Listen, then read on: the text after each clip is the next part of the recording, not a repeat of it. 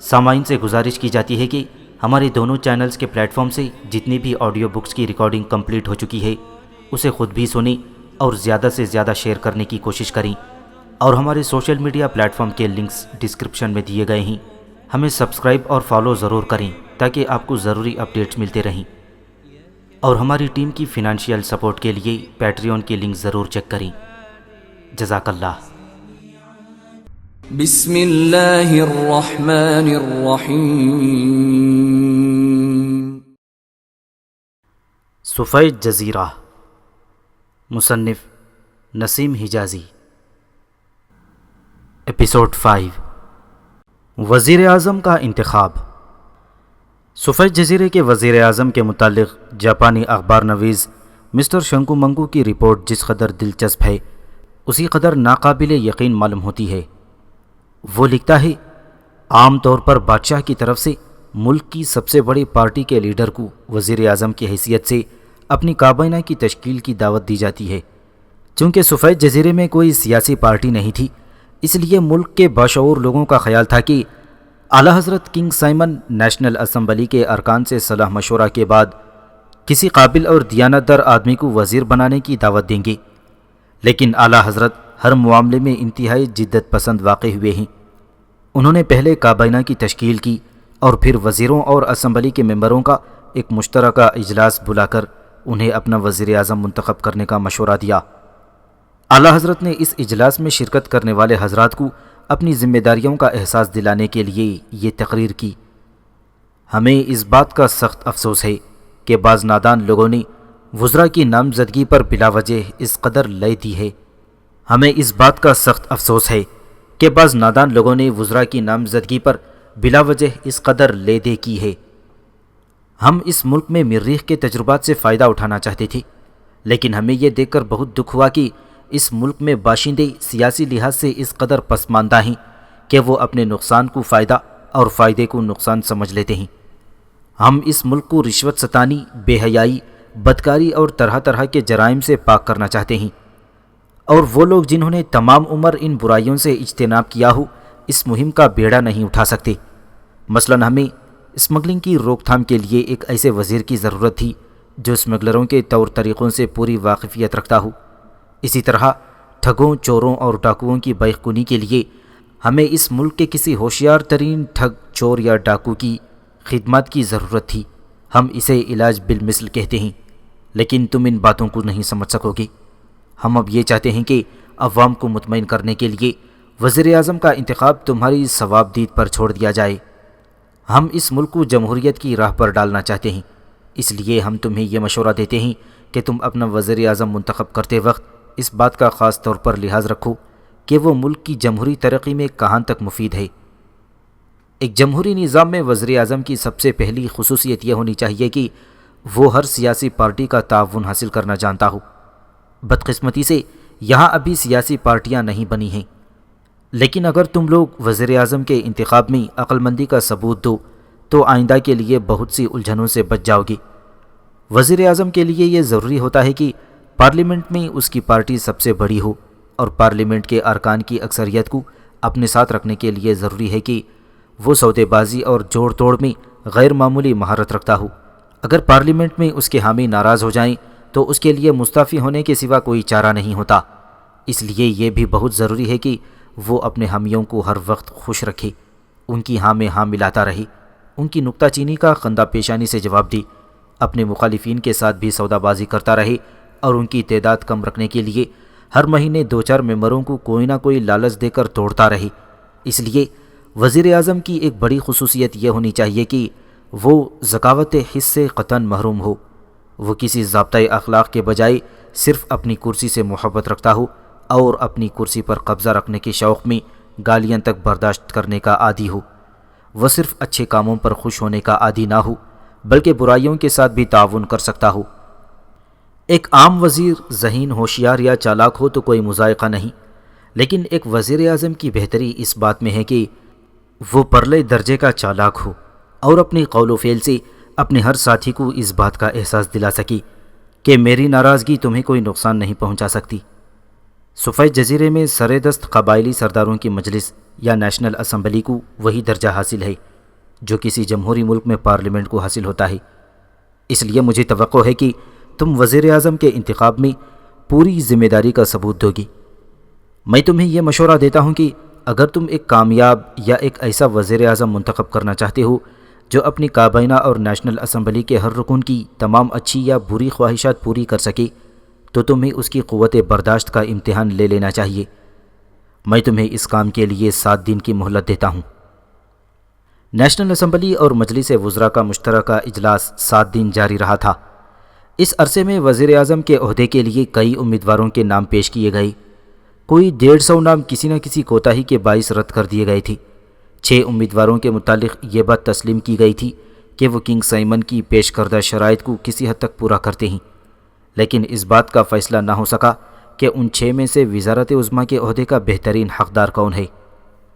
National assembly اور مجلس وزراء کے ارکان مختلف امیدواروں کی حمایت کے جوش میں 6 ٹولیوں میں تقسیم ہو چکے تھے اور ہر ٹولی اپنے امیدوار کے حق میں فیصلہ لینا چاہتی تھی۔ جب کوئی فیصلہ نہ ہو سکا تو انہوں نے چند سرکردہ آدمیوں کو اعلیٰ حضرت کی خدمت میں بھیجا اور یہ درخواست کی کہ ہمیں 3 دن اور دیے جائیں۔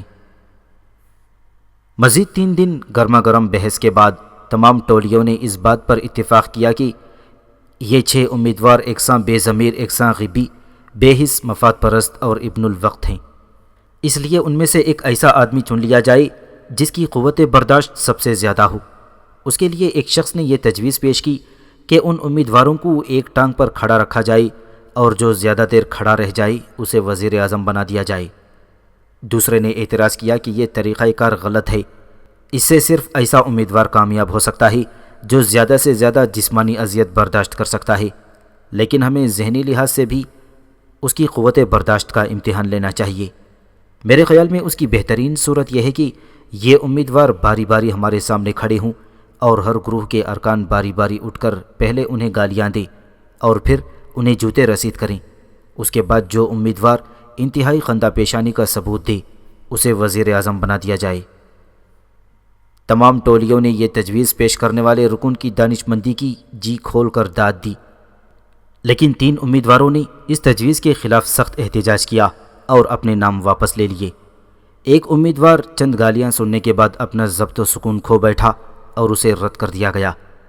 5واں گالیوں کے مرحلے سے مسکراتا ہوا گزر گیا، لیکن جب جوتے کھانے کی نوبت آئی تو اس کی ہمت جواب دے گئی۔ 6 امیدوار کا نام شوشلنگ تھا۔ وہ گالیاں سنتے وقت ہنس رہا تھا اور جوتے کھاتے وقت مسکرا رہا تھا۔ باری باری ہر ٹولی کے ایک نمائندے نے اسے فصیح و بلیغ گالیوں سے نوازا۔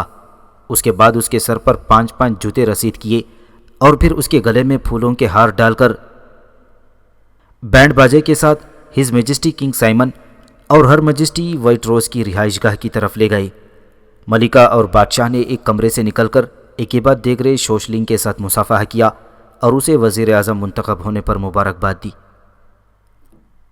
اگلے دن محکمہ اطلاعات کے ایک بڑے افسر کی ہدایت پر ملک کے اخبارات نے اس کارروائی کا ذکر کرتے ہوئے وزیر اعظم شوشلنگ کی بے نفسی، تدبر، موقع شناسی اور بردباری کی تعریف میں مقالات لکھے۔ شہر کے بعض سیاسی حلقوں میں خوشیاں منائی گئیں، لیکن تیسرے دن اخبارات میں شہر کے ایک تمباکو فروش کا یہ بیان شائع ہوا کہ شوشلنگ بچپن سے میرا دوست ہے اور مجھے اس بات کا دعویٰ ہے کہ میری قوت برداشت اس سے کہیں زیادہ ہے۔ مجھے اس بات کا دلی صدمہ ہے کہ شوشلنگ کی قوت برداشت کا امتحان لینے کے لیے جو جوتے استعمال کیے گئے ہیں وہ جاپانی تھے اور ان کا وزن 1 پاؤنڈ سے بھی کم تھا۔ غالباً اس کے تلوے بھی ربر کے بنے ہوئے تھے۔ لیکن میں یہ اعلان کرتا ہوں کہ اگر مجھے وزیر اعظم بنا دیا جائے تو میں دیسی چمڑے کے بھاری بھرکم جوتوں کی ضربیں سہ کر بھی مسکرا سکتا ہوں۔ پھر شوشلنگ کے سر پر بال بھی تھے جن کے باعث جوتوں کی ضرب زیادہ محسوس نہیں ہوئی ہوگی، لیکن میں اس طرح سے سر منڈوا کر میدان میں آنے کے لیے تیار ہوں۔ ہز میجسٹی کی خدمت میں مؤدبانہ گزارش ہے کہ وہ مجھے اپنی قوت برداشت کا مظاہرہ کرنے کا موقع دیں۔ اگر جوتے فوجی قسم کے ہوں اور ان کے تلووں میں آہنی میخ لگے ہوئے ہوں تو بھی میں خوشی کے ساتھ برداشت کر لوں گا۔ بادشاہ سلامت نے اس مطالبے کا کوئی جواب دینے کی ضرورت محسوس نہ کی اور شوشلنگ نے وزیر اعظم کی حیثیت میں اپنی اختیارات سے کام لیتے ہوئے پولیس کو یہ حکم دے دیا تھا کہ اس پاگل آدمی کے گلے میں جوتوں کا ہار ڈال کر اس کا جلوس نکالا جائے اور شہر کے ہر چوراہے پر ایک ایک درجن جوتے رسید کیے جائیں۔ میں نے اپنی آنکھوں سے اس شخص کا جلوس دیکھا تھا اور وہ جوتے کھاتے وقت واقعی مسکرا رہا تھا، اور میری حیرت کی کوئی انتہا نہ رہی کہ جب دوسرے دن میں نے یہ سنا کہ بادشاہ سلامت نے اسے دوپہر کے کھانے پر بلا لیا ہے۔ اس شخص کو سلطنت میں کوئی عہدہ نہیں دیا گیا، لیکن اسے محل میں آنے جانے کی اجازت تھی، اور بادشاہ سلامت نے ایک خاص حکم نامے کے ذریعے پولیس کو یہ ہدایت کر دی تھی کہ اسے کوئی تکلیف نہ دی جائے۔ ہز میجسٹی اس شخص پر اس لیے مہربان تھی کہ اگر کسی دن شوشلنگ کا دماغ خراب ہو جائے تو اسے یہ بتایا جا سکے کہ وزارت عظمیٰ کے لیے تم سے بہتر امیدوار موجود ہے۔ لیکن شوشلنگ کو قریب سے دیکھنے کے بعد مجھے اس بات کا یقین ہو چکا تھا کہ وقت کے عظیم ترین حادثات بھی اس کی دماغی حالت میں تبدیلی نہیں لا سکتے۔ اپنی کرسی کے تحفظ کے لیے بادشاہ بلکہ نیشنل اسمبلی اور اس کی کابینہ کے ارکان اسے ہر ذلت اور رسوائی برداشت کرنے پر آمادہ پائیں گے۔ مسٹر شوشلنگ کے وزیر اعظم بننے سے ایک ہفتے بعد نیشنل اسمبلی کے 14 تعلیم یافتہ ارکان مختلف ممالک کی سیاحت پر روانہ ہو چکے تھے، اور ان کے دوستوں اور رشتہ داروں سے تبادلہ خیال کے بعد میں اس نتیجے پر پہنچا ہوں کہ وہ ہز میجسٹی کنگ سائمن کی بادشاہت اور مسٹر شوشلنگ کے عہد وزارت میں واپس آنا پسند نہیں کریں گے۔ کنگ سائمن کی آمد سے قبل پہلی بار اس ملک کا دورہ کرنے کے بعد میں کئی باتوں سے بے حد متاثر ہوا تھا۔ عوام اپنے ماضی پر فخر کرتی تھی، حال سے مطمئن تھی اور مستقبل کے متعلق پر امید تھی۔ وہ اپنے محدود وسائل کے باوجود فراغت اور اطمینان کی زندگی بسر کرتی تھی۔ امیر اور غریب کے درمیان وہ بغض نہ تھا جو ترقی یافتہ ممالک کے لیے ایک پریشان کن مسئلہ بن چکا ہے۔ مختلف قبیلوں اور برادریوں کے سرداروں اور عوام کی بود و باش میں کوئی زیادہ فرق نہ تھا۔ کاشتکار خوشحال تھی، چھوٹی چھوٹی گھریلو صنعتیں ترقی پر تھیں، ٹیکس بہت معمولی تھی جو عوام خوشی خوشی ادا کرتے تھے، رشوت ستانی کو بدترین عیب سمجھا جاتا تھا، اور عوام بڑی سختی کے ساتھ بددیانت افسروں کا محاسبہ کرتے تھے۔ بیرونی ممالک سے صرف وہ اشیاء درآمد کی جاتی تھیں جو اشد ضروری سمجھی جاتی تھیں۔ کالی بھیڑیں ہر معاشرے میں موجود ہوتی ہیں۔ بعض لوگ ایسے بھی تھے جو چوری چھپے ممنوعہ اشیاء کی تجارت کرتے تھے۔ کہیں کہیں بعض نایاب اشیاء کی چور بازاری کا ذکر بھی آتا تھا، لیکن عوام کی قوت محاسبہ اس قدر بیدار تھی کہ سماج دشمن عناصر کے لیے سر چھپانے کی کوئی جگہ نہ تھی۔ کھانے پینے کی اشیاء میں ملاوٹ کو ایک بدترین جرم تصور کیا جاتا تھا، اور اگر کوئی دکاندار اس جرم میں پکڑا جاتا تھا تو اسے بدترین سزا دی جاتی تھی۔ لوگ اپنے وطن کے ساتھ محبت رکھتے تھے اور اپنے وطن کے رسم و رواج، آب و ہوا، حکومت اور یہاں تک کہ اپنے وطن کی خاک تک کی تعریف سن کر خوش ہوتے تھے۔ ہر کسان، ہر چرواہا، ہر ماہی گیر، ہر تاجر، ہر صنعت کار اور حکومت کا ہر ملازم اپنا اپنا کام کرتے وقت یہ محسوس کرتا تھا کہ وہ اپنے ملک اور اپنی قوم کی ترقی اور خوشحالی میں اضافہ کر رہا ہے۔ مجھے جس چیز نے بہت زیادہ متاثر کیا وہ ان لوگوں کی مہمان نوازی تھی۔ آپ کسی گاؤں، کسی شہر یا کسی بستی میں چلے جائیں، وہاں آپ کا خیر مقدم کرنے والے لوگ موجود ہوں گے۔ قارئین کے لیے یہ بات حیرانی کا باعث ہوگی کہ سفید جزیرے کے معاشرے میں اتنی مساوات کے باوجود کنگ سائمن کی آمد سے پہلے ہر قبائلی سردار بادشاہ بننے کے لیے بے قرار تھا۔ ایسی سوسائٹی کے چند افراد میں اقتدار کی ہوس ایک اچھمبا معلوم ہوتی تھی، لیکن مجھے انتہائی غور و خوض کے بعد یہ معلوم ہوا کہ نیشنل اسمبلی کے ارکان میں بادشاہت کی خواہش کی وجہ یہ نہ تھی کہ وہ عوام پر تسلط جمانا چاہتے تھے، بلکہ اس کی وجہ یہ تھی کہ یہاں ہر قبیلہ کسی نہ کسی بھلائی میں دوسرے قبیلے سے سبقت لے جانے کا خواہش مند تھا، اور ان لوگوں کا یہ خیال تھا کہ ایک عام آدمی کی نسبت ایک قبیلے کے سردار اور ایک سردار کی نسبت ایک بادشاہ کو خلق خدا کی بھلائی کے زیادہ مواقع ملتے ہیں۔ چنانچہ ہر قبیلے کو یہ احساس تھا کہ میں خدمت کے میدان میں کسی دوسرے قبیلے سے پیچھا نہ رہ جاؤں۔ سفید جزیرے میں بسنے والوں کے لیے سب سے بڑا مسئلہ اپنی آزادی کا تحفظ تھا۔ کالے جزیرے کے باشندے ان کے بدترین دشمن تھے، اور وہاں کی حکومت ایسے لوگوں کے ہاتھ میں تھی جو اپنے عوام کو ہر وقت سفید جزیرے کے امن پسند لوگوں کے خلاف بھڑکاتے رہتے تھے۔ کالا جزیرہ اپنے رقبے اور آبادی کے لحاظ سے بڑا تھا، اور اس کے وسائل بھی سفید جزیرے کی نسبت بہت زیادہ تھے، لیکن سفید جزیرے کے عوام کی حب الوطنی اور شجاعت کے باعث کالے جزیرے کی حکومت کو کوئی 30-40 برس کی مسلسل تیاریوں کے باوجود سفید جزیرے پر حملہ کرنے کی ضرورت نہ ہوئی۔ چنانچہ کالے جزیرے کے حکمران یہ ضروری سمجھتے تھے کہ حملہ کرنے سے پہلے سفید جزیرے کے عوام کو ایک اندرونی خلفشار میں مبتلا کر دیا جائے۔ یہاں میری آمد سے چند ہفتے قبل سفید جزیرے کی پولیس نے کالے جزیرے کے 30 جاسوسوں کا ایک گروہ گرفتار کیا تھا۔ ان جاسوسوں سے باز پرس کے دوران یہ انکشاف ہوا تھا کہ وہ روپیہ خرچ کر کے سفید جزیرے میں چند غدار پیدا کر چکے ہیں۔ یہ غدار ملک کی حکومت کا تختہ الٹنا چاہتے ہیں۔ ایک جاسوس کے قبضے سے کالے جزیرے کی وزیر اعظم کی ایک تحریر برآمد ہوئی تھی، جس میں سفید جزیرے کے ایک مشہور پروفیسر کانچو مانچو کے ساتھ یہ وعدہ کیا گیا تھا کہ اگر تم ہمارے ساتھ الحاق مشن کو پورا کرنے کی کوشش میں کامیاب ہو گئے تو تمہیں عمر بھر کے لیے سفید جزیرے کی گورنری عطا کر دی جائے گی اور تمہارے ساتھیوں کی خدمات کا بھی لحاظ رکھا جائے گا۔ کانچو مانچو ایک ہردل عزیز آدمی تھا اور سفید جزیرے کے عوام اس کے متعلق یہ ماننے کے لیے تیار نہ تھی کہ وہ کالے جزیرے کے وزیر اعظم کے ساتھ اپنے جزیرے کی آزادی کا سودا کر سکتا ہے۔ لیکن اس کے ایک شاگرد نے اپنے استاد اور اس کے ساتھیوں کی تخریب کاریوں کا بھانڈا پھوڑ دیا اور ان سب کو جیل میں ٹھونس دیا گیا۔ قارئین یہ واقعات پہلے بھی سن چکے ہوں گے، میں نے ان کا سرسری ذکر صرف اس لیے کیا ہے کہ انہیں ماضی اور حال کا موازنہ کرنے میں آسانی رہے۔ کنگ سائمن کی آمد سے قبل سفید جزیرے کا دورہ کرنے کے بعد میں یہ محسوس کرتا تھا کہ یہ ملک دنیا کے ترقی یافتہ ممالک سے قریباً نصف صدی پیچھے ہے، اور اب یہ محسوس کرتا ہوں کہ 6 مہینے کے عرصے میں یہ ملک 6 صدیاں پیچھے جا چکا ہے۔ کنگ سائمن نے جن لوگوں کو وزیر بنایا ہے ان کی اہم ترین خصوصیت یہ ہے کہ وہ انتہائی نااہل اور بد دیانت ہیں، اور ان کی کارگزاری کے باعث زندگی کا ہر شعبہ زہر آلود ہو رہا ہے۔ اس وزارت کا کام ملک کے موجودہ مسائل حل کرنا ہے نہیں، بلکہ ملک کے لیے نئے نئے مسائل تلاش کرنا ہے، اور میں پورے وثوق کے ساتھ کہہ سکتا ہوں کہ اگر ہز میجسٹی یہ بدنام وزارت نامزد کرنے کی تکلیف گوارا نہ کرتی تو بھی وہ تنہا اپنی دماغی صلاحیتوں سے کام لے کر اس بے بس قوم کے لیے اتنے مسائل پیدا کر سکتے تھے جنہیں شاید دنیا بھر کی اقوام متحد ہو کر بھی حل نہ کر سکتی۔ سفید جزیرے میں غلے کی فراوانی تھی، اور کنگ سائمن نے جس شخص کو وزیر خوراک بنایا ہے وہ ایک نامی گرامی اسمگلر تھا۔ اب اگر خوراک کے محکمے کو اسمگلنگ کا محکمہ کہا جائے تو مبالغہ نہیں ہوگا۔ اسمگلر اس محکمے کے وزیر کی سرپرستی میں ملک کا سستا غلہ باہر بھیج دیتے ہیں، اور جب قحط کے آثار پیدا ہوتے ہیں تو باہر سے مہنگا غلہ منگوایا جاتا ہے۔ کہا جاتا ہے کہ اس کاروبار میں سفید جزیرے کے اسمگلر کالے جزیرے کے اسمگلروں کی پوری اعانت کرتے ہیں۔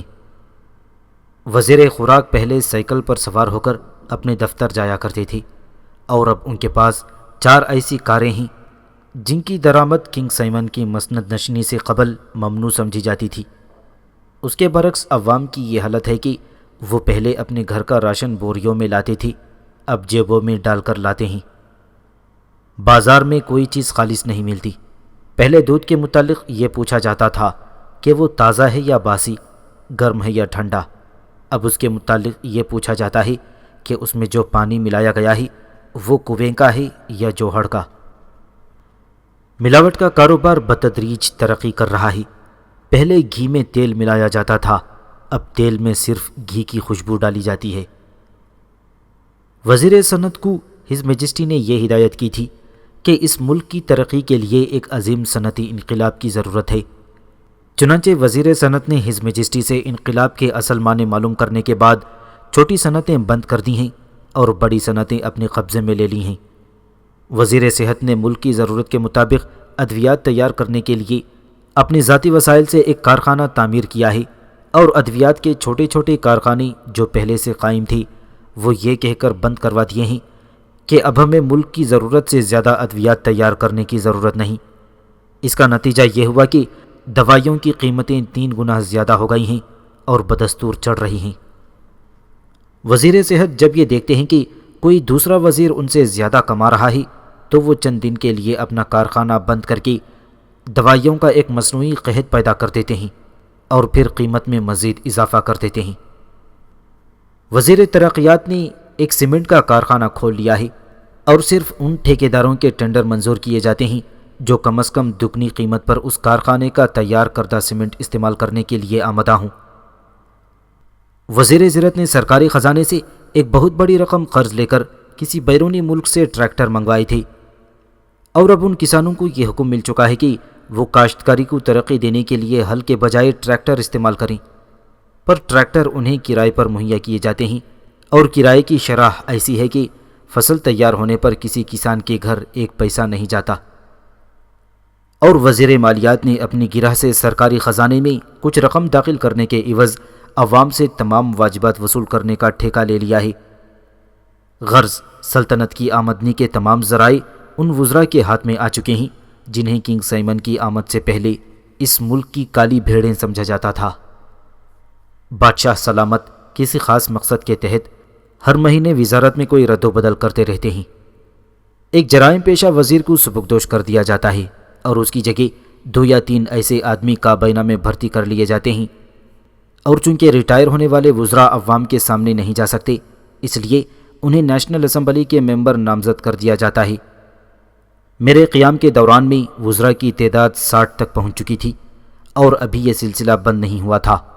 خواتین وزراء کی تعداد 17 تک پہنچ چکی تھی، اور ان میں سے اکثر مرد وزراء کے ساتھ شادیاں کر چکی ہیں۔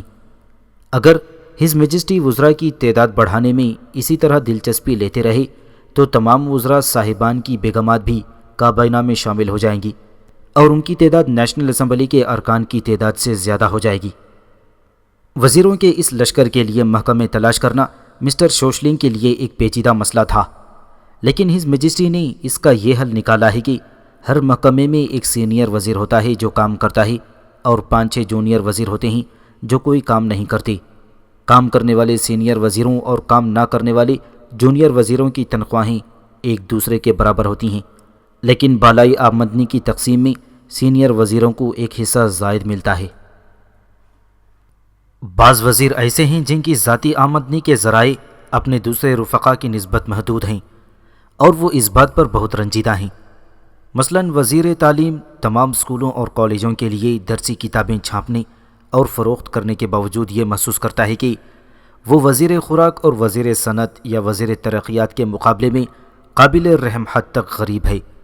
چنانچہ اس نے وزیر اعظم سے شکایت کی، اور وزیر اعظم نے اپنی کابینہ میں پھوٹ کا خطرہ محسوس کرتے ہوئے یہ معاملہ کنگ سائمن کے سپرد کر دیا تھا۔ ہر میجسٹی نے بڑے غور و فکر کے بعد یہ فیصلہ کیا کہ وزیر تعلیم کا معیار زندگی اونچا کرنے کے لیے ہم اسے وزیر تعمیرات کی بے پناہ آمدنی کا کچھ حصہ دلوانا چاہتے ہیں، لہٰذا آئندہ تمام اسکولوں اور کالجوں کی تعمیر یا مرمت کا جو کام محکمہ تعمیرات کی نگرانی میں ہوتا ہے، اس کے تمام ٹھیکے وزیر تعلیم کو دیے جائیں۔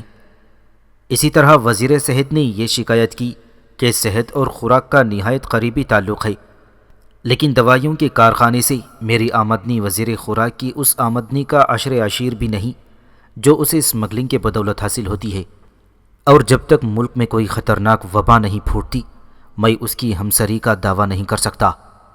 ہز میجسٹی نے اس کی پریشانی کا جو علاج سوچا وہ یہ تھا۔ عوام کو ایک سرکاری اعلان کے ذریعے مطلع کیا گیا کہ وزارت صحت نے عوام کے ہاضمے کے لیے خاص گولیاں تیار کروائی ہیں، اور سرکاری ڈپوں سے راشن کے ساتھ لوگوں کے لیے ہر مہینے ان گولیوں کی ایک ایک شیشی خریدنی بھی ضروری ہوگی۔ نیشنل اسمبلی کے ارکان پہلے وزراء کے انتخاب پر پریشان تھے، اور اب وہ یہ دیکھ رہے تھے کہ ملک کی تمام دولت سمٹ کر چوروں اور ڈاکوؤں کے قبضے میں جا رہی ہے۔ شروع میں وہ اس لوٹ کھسوٹ کو نفرت کے ساتھ دیکھتے رہے، لیکن پھر آہستہ آہستہ ان میں سے بعض کو وزیروں کے مقابلے میں اپنی غربت تکلیف دہ محسوس ہونے لگی۔ ایک دن یہ لوگ ہز میجسٹی کی خدمت میں حاضر ہوئے۔ پہلے عوام کی غربت اور افلاس کا رونا رویا، پھر دبی زبان سے اپنی تکالیف بیان کی، لیکن اس کے بعد جب وزراء کی عیاشیوں پر نکتہ چینی شروع ہوئی تو ہز میجسٹی نے ہاتھ بلند کر کے ان سب کو خاموش کر دیا۔ نیشنل اسمبلی کے ہر رکن کے دل میں یہ خیال پیدا ہونا ایک قدرتی امر تھا کہ اگر ہز میجسٹی اس سے ناراض ہو گئے تو شاید بادشاہت کے امیدواروں کی فہرست سے اس کا نام خارج کر دیا جائے گا۔ چنانچہ اعلیٰ حضرت کے ماتھے پر شکن دیکھ کر وہ گھبرا گئے۔ ہز میجسٹی نے فرمایا، ہمیں آپ لوگوں کی تکالیف کا حال سن کر بہت دکھ ہوا ہے۔ ہمیں یہ معلوم نہیں تھا کہ یہ نالائق وزیر جن کا اولین فرض اس ملک کی دولت کی منصفانہ تقسیم ہے، آپ کے معاملے میں اس قدر بے حس ثابت ہوں گی۔ عوام کے مسائل شاید فوراً حل نہ ہو سکیں، لیکن ہم آپ کو یقین دلاتے ہیں کہ آئندہ آپ کو کسی اقتصادی پریشانی کا سامنا نہیں کرنا پڑے گا۔ کل تک آپ میں سے ہر ایک کو یہ اطلاع مل جائے گی کہ ہم نے اس سلسلے میں کیا کیا ہے۔ میں اگلے روز اپنے پرانے دوست گوشنگ کے پاس پہنچا اور انہوں نے مجھے یہ بتایا کہ اعلیٰ حضرت نے اپنا وعدہ پورا کر دیا ہے۔ نیشنل اسمبلی کے پریشان حال ارکان کو وزیروں کی ناجائز آمدنی میں حصے دار بنایا گیا ہے۔ بعض کو وزیر صنعت کے کارخانوں میں وزیروں کی ناجائز آمدنی میں حصے دار بنا دیا گیا ہے۔ بعض کو وزیر صنعت کے کارخانوں میں تیار ہونے والے کپڑے کے ڈپو الاٹ کیے گئے ہیں۔ بعض کو وزیر تعمیرات نے یہ یقین دلایا ہے کہ وہ اینٹوں کے بھٹے چالو کر دیں اور محکمہ تعمیرات ان کے بھٹوں میں تیار ہونے والی اینٹیں خریدنے اور ان پر 100% منافع دینے کا ذمہ لیتا ہے۔ بعض کو سامان تعیش درآمد کرنے کے لائسنس دے دیے گئے ہیں اور جو باقی رہ گئے تھے انہیں یہ کہا گیا ہے کہ وہ وزیر خوراک کی آمدنی میں حصے دار بننے کے لیے تندور کھول لیں۔ آئندہ عوام کو اناج کے بجائے پکی پکائی روٹیاں مہیا کی جائیں گی۔ میں نے حیران ہو کر پوچھا، آخر یہ لوگ روٹیاں بیچ کر کتنا کما لیں گے؟ یہ تو بہت گھٹیا کاروبار ہے۔ تم کچھ نہیں جانتے، گوشنگ نے جواب دیا۔ روٹیاں بیچنے کا دھندا انتہائی نفع بخش ثابت ہوگا۔ روٹیوں کی کنٹرول قیمت موجودہ قیمت سے 100% زیادہ ہوگی۔ اس کے علاوہ ہمیں 50% سے لے کر 100% تک ملاوٹ کی اجازت ہوگی۔ میں نے کہا، لیکن عوام کا کیا بنے گا؟ گوشنگ نے برہم سا ہو کر جواب دیا، عوام کے متعلق میں اس وقت سوچوں گا جب میرے ہاتھ اپنی حکومت آ جائے۔ سر دست میرا مقابلہ ان وزیروں کے ساتھ ہے جو کل تک بھوکے مرتے تھے اور اب ملک کے تمام وسائل پر قابض ہو گئے ہیں۔ خدا کی قسم اس جزیرے کے کسی حکمران نے وہ عیش و آرام نہیں دیکھا جو ان جرائم پیشہ وزیروں کو میسر ہے۔ میں نے پوچھا، آپ کا مطلب ہے کنگ سائمن کو بھی ان جیسا آرام میسر نہیں؟ وہ بولا، کنگ سائمن کی بات اور ہے۔ میں نے کہا، اگر آپ برا نہ مانیں تو میں ایک بات پوچھتا ہوں۔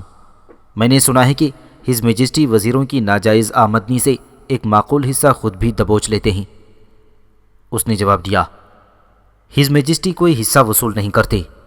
وزیر ان کے ساتھ شرط لگا کر شطرنج کھیلتے ہیں اور انہیں خوش کرنے کے لیے ہر وزیر زیادہ سے زیادہ روپیہ ہارنے کی کوشش کرتا ہے۔ جب میں نے پوچھا کہ کنگ سائمن اس روپیے سے کیا کرتے ہیں تو اس نے جواب دیا، کچھ نہیں، میرا خیال ہے کہ جب قوم کی ساری دولت ان کے پاس جمع ہو جائے گی تو وہ ملک کی اقتصادی حالت سدھارنے کی کوشش کریں گے۔ میرے ایک اور سوال کے جواب میں مسٹر گوشنگ نے اس بات کا اعتراف کیا کہ چند ممبر ایسے بھی ہیں جنہوں نے ملک کی اقتصادی لوٹ کھسوٹ میں حصہ لینے سے انکار کر دیا ہے۔ تاہم ان ممبروں کے متعلق گوشنگ کی رائے یہ تھی کہ وہ انتہائی سادہ دل یا بے وقوف ہیں اور ان کی تعداد اتنی قلیل ہے کہ وہ حکومت کے کام میں کوئی رکاوٹ نہیں ڈال سکتے۔ جس طرح وزیروں کی بے پناہ آمدنیوں نے ہمیں موجودہ حالات سے فائدہ اٹھانے پر آمادہ کر دیا، اسی طرح کسی دن ہمیں خوشحال دیکھ کر یہ لوگ بھی اپنی سابقہ حماقتوں پر پشیمان ہوں گے۔ اب کنگ سائمن کو مسند نشین ہوئے 11 مہینے ہو چکے تھے اور مجھے ایسا محسوس ہوتا ہے کہ سفید جزیرے پر بسنے والی قوم 11 صدیاں پیچھے جا چکی ہے۔ گزشتہ چند ماہ سے میں نے اس جزیرے کے خوش باش لوگوں میں سے کسی کو ہنستے نہیں دیکھا۔ پہلے عوام کی یہ حالت تھی کہ وہ اپنی حکومت کی معمولی کوتاہیوں پر بھی طوفان اٹھا دیتی تھی۔ شہر کے پارکوں اور چوراہوں میں جمع ہو کر اپنے قومی مسائل پر تبصرہ کیا کرتے تھے۔ حکومت کے اچھے کاموں کی تعریف کی جاتی تھی اور کوتاہیوں پر نکتہ چینی ہوتی تھی۔ ہر شخص اپنی سمجھ کے مطابق ملک کے مسائل میں دلچسپی لینے کی کوشش کرتا تھا۔ کالے جزیرے کے جارحانہ عزائم ان کا مدافعانہ شعور بیدار رکھتے تھے۔ کنگ سائمن کے نزول سے چند ہفتے قبل کالے جزیرے کے وزیر اعظم نے جنگ کی دھمکی دی تھی۔ میں ان دنوں وہیں تھا اور میں نے اس دھمکی کے خلاف سفید جزیرے کے عوام کا جو رد عمل دیکھا وہ انتہائی حوصلہ افزا تھا۔ جگہ جگہ جلوس نکالے جا رہے تھے۔ باقاعدہ فوج کے علاوہ ملک بھر کے کسان، مزدور، ماہی گیر اور طلباء فوجی وردیوں میں ملبوس ہو کر پریڈز نکالتے تھے۔ مجھے ایسا محسوس ہوتا تھا کہ کہیں سفید جزیرے کے لوگ کالے جزیرے کے حملے کا انتظار کرنے کے بجائے خود ہی اس پر دھاوا نہ بول دیں۔ لیکن اب کنگ سائمن کی 11 ماہ کی حکومت کے بعد ان لوگوں کو اپنے اندرونی مسائل اور بیرونی خطرات سے کوئی دلچسپی نہیں رہی۔ اب ان کے لیے ہز میجسٹی کنگ سائمن ملک کا سب سے بڑا اور سب سے پیچیدہ مسئلہ بن چکے ہیں۔ میں کسی گلی، کسی بازار، کسی ہوٹل یا کسی ریسٹورنٹ میں دو آدمیوں کو سرگوشیاں کرتے دیکھتا ہوں تو مجھے یقین ہو جاتا ہے کہ ان کی گفتگو کا موضوع کنگ سائمن کے سوا اور کچھ نہیں۔ شروع میں بعض لوگوں کو شبہ تھا کہ شاید کنگ سائمن مریخ کے بجائے اسی کرۂ ارض کے کسی ترقی یافتہ ملک کا باشندہ ہو، لیکن اب انہیں کوئی شبہ نہیں رہا۔ اب وہ محسوس کرتے ہیں کہ اتنی بڑی لعنت مریخ کے سوا کسی اور جگہ سے نازل نہیں ہو سکتی۔ جب ان پر کنگ سائمن کے جوہر نہیں کھلے تھے تو مریخ کے ساتھ بعض سادہ دل لوگوں کی عقیدت اور محبت کا یہ عالم تھا کہ وہ اس کی پوجا کرنے پر آمادہ تھے، اور اب ان کی نفرت کا یہ عالم ہے کہ مریخ کی طرف آنکھ اٹھا کر دیکھتے ہوئے بھی تکلیف محسوس کرتے ہیں۔ کنگ سائمن نے سوفائی جزیرے میں اپنی جڑیں مضبوط کرنے کے لیے جو پالیسی اختیار کی تھی وہ انتہائی کامیاب ثابت ہو رہی تھی۔ جرائم پیشہ وزراء میں سے کسی کو ان کے سامنے دم مارنے کی جرت نہیں تھی۔ وہ یہ بھی جانتے ہیں کہ کنگ سائمن جب چاہے ان کا عہدہ چھین سکتا ہے۔ وہ سمجھتے ہیں کہ کنگ سائمن کا عتاب مول لینے کے بعد اس جزیرے میں ان کے لیے سانس تک لینا مشکل ہو جائے گا۔ عوام انہیں اپنا بدترین دشمن سمجھتے ہیں۔ پھر کنگ سائمن ان لوگوں کا دماغ درست رکھنے کے لیے وزارت کے ڈھانچے میں کوئی نہ کوئی رد و بدل کرتے رہتے ہیں۔ ایک جرائم پیشہ وزیر کو اچانک چھٹی مل جاتی ہے اور اس سے زیادہ جرائم پیشہ کو وزارت میں شمولیت کی دعوت مل جاتی ہے۔ نیا وزیر خوشی خوشی اپنے عہدے کا حلف اٹھانے کے لیے شاہی محل میں داخل ہوتا ہے تو اس کی زبان پر ہز میجسٹی کنگ سائمن زندہ باد، ہر میجسٹی کوئن وائٹروز زندہ باد اور مریخ زندہ باد کے نعرے ہوتے ہیں۔ محروم القسمت وزیر اپنی کرسی چھوڑ کر باہر آتا ہے تو وہ بھی اپنی سسکیاں ضبط کر کے یہی نعرے لگانے کی کوشش کرتا ہے۔ اول الذکر یہ محسوس کرتا ہے کہ کنگ سائمن نے اسے غلاظت کے انبار سے نکال کر 7ویں آسمان پر پہنچا دیا ہے، اور ثانی الذکر وزارت سے محروم ہونے کے باوجود یہ محسوس کرتا ہے کہ اس نے چند مہینوں میں عوام کا جو خون جمع کیا ہے وہ اس کی آئندہ کئی نسلوں کے لیے کافی ہوگا، اور باقی زندگی عوام کے عتاب سے بچنے کے لیے اسے ہز میجسٹی کی اعانت کی ضرورت ہے۔ کنگ سائمن نے معزول ہونے والے وزیروں کو اس امر کی اجازت دے رکھی ہے کہ وہ اپنی حفاظت کے لیے پرائیویٹ فوج رکھ سکتے ہیں، اور اگر کسی نے زیادہ دولت جمع کر لی تو اپنے لیے ایک چھوٹا سا پرائیویٹ قلعہ بھی تعمیر کر سکتا ہے۔ اگر کوئی وزیر یہ شکایت کرتا ہے کہ مجھے اپنی 18 پشتوں کی ضرورت کے لیے ایک معقول رقم بٹورنے کا موقع نہیں ملا تو اسے یا تو تندور گاڑنے کی اجازت مل جاتی ہے یا درآمدی اور برآمدی کاروبار کے لیے لائسنس مل جاتا ہے۔ میرا خیال ہے کہ معزول ہونے والے وزراء کو اس طرح کی مراعات حاصل نہ ہوں تو بھی عوام کے محاسبے کے خوف سے ان کے لیے کنگ سائمن کا وفادار رہنے کے سوا اور کوئی راستہ نہیں ہوتا۔ جن لوگوں نے اس لوٹ کھسوٹ میں حصہ لیا ہے ان کے دل پر ہمیشہ یہ خوف سوار رہتا ہے کہ اگر کسی دن کنگ سائمن انہیں چھوڑ کر چلا گیا تو ان کا کیا بنے گا۔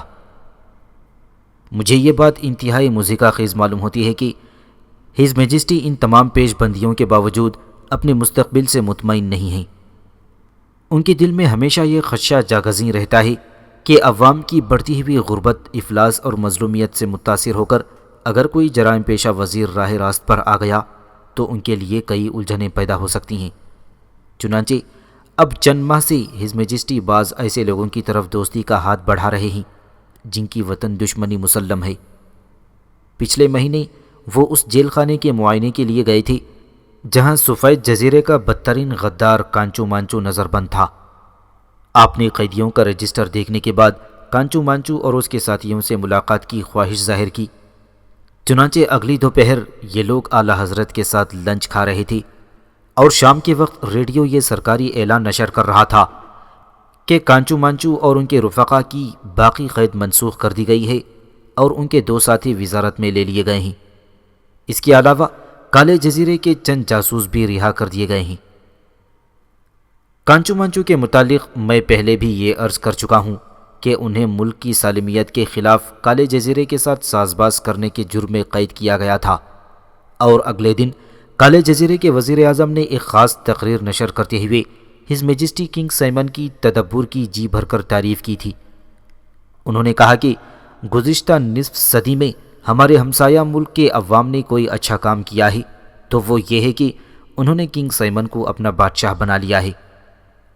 کنگ سائمن کی دور اندیشی کے پیش نظر مجھے یقین ہے کہ 20 میل چوڑے اور چند فٹ گہرے سمندر کا ٹکڑا ان دو ہمسایہ ملکوں کے باشندوں کو زیادہ عرصہ ایک دوسرے سے دور نہیں رکھ سکے گا۔